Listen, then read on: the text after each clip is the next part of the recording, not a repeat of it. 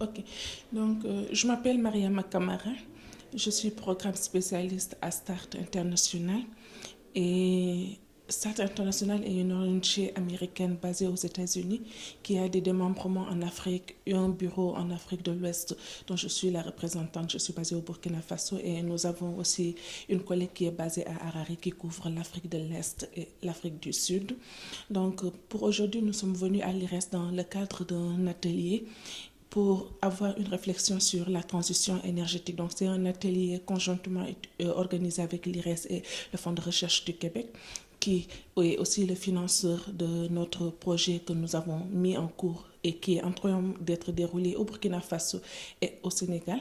Donc l'idée de la réunion d'aujourd'hui pour la première journée, c'était de présenter et d'avoir la réflexion avec les entités au Maroc qui travaillent sur les énergies renouvelables de façon générale et dans la continuité des travaux demain, dans le cadre du projet qui nous a amené ici qui s'appelle ProGreen, Promoting Gain in Renewable Energy, financé par le Fonds de recherche du Québec. Nous avons une ambition de pouvoir discuter avec les acteurs du Maroc pour essayer de voir les contraintes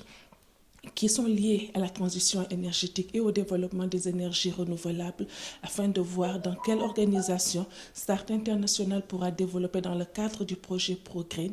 une activité de renforcement de capacité pour pouvoir appuyer ce qui est déjà en train d'être mis en cours au niveau du Maroc. Donc grossièrement, là pour aujourd'hui, dans le cadre du projet ProGreen, nous avons eu à faire une présentation d'un travail qu'on est en train de dérouler au Sénégal et au Burkina Faso. Donc, c'est des résultats provisoires puisque l'étude est en cours mais presque en finalisation. Donc, l'idée, c'était de voir les facteurs contraignants et les conditions qui tournent autour de la promotion des énergies renouvelables en Afrique de l'Ouest et aussi de voir les répercussions quand la population, surtout la population rurale, a accès aux énergies renouvelables,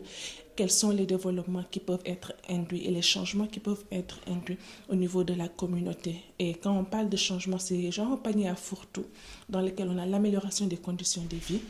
l'amélioration de la sécurité alimentaire, de l'accès à l'énergie, de l'accès hydrique et tout. Donc, en gros, c'est juste quand une communauté, surtout la communauté rurale, a accès à l'énergie renouvelable, comment est-ce que le train de vie du quotidien de cette communauté peut être amené à être changé. Donc toute la réflexion qu'on fait au niveau du programme, c'est identifier les facteurs qui gravitent autour, les facteurs limitants, les facteurs favorisants, et aussi regarder ce qu'il y a comme développement dans l'issue et dans une perspective de travail sur le renforcement de capacités des jeunes, aussi bien en Afrique de l'Ouest, dans le cadre du projet ProGreen et avec le démembrement aussi Afrique du Nord au niveau du Maroc. Donc, c'est l'idée qu'il y a derrière. Je vous remercie.